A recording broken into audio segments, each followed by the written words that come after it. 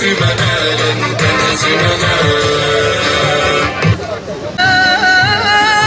Kış bitecek yaz olacak. Gazze zalim.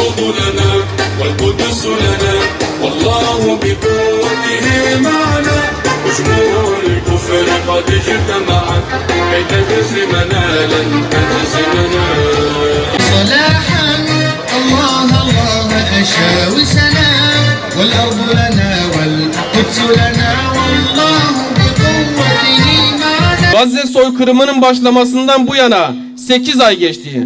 Bu süre zarfında terör şebekesi Siyonist işgal rejimi Gazze'de yürüttüğü soykırıma bir an dahi ara vermedi.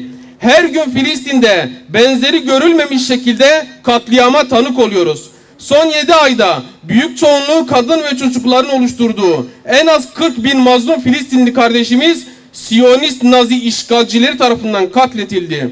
100.000'e yakın savunmasız kardeşimiz ise yaralandı. Gazze'de yüzlerce cami, kilise, okul, hastane ve yüz binlerce konut yerle bir edildi. Siyonist terör rejiminin Gazze'de yürüttüğü bu vahşet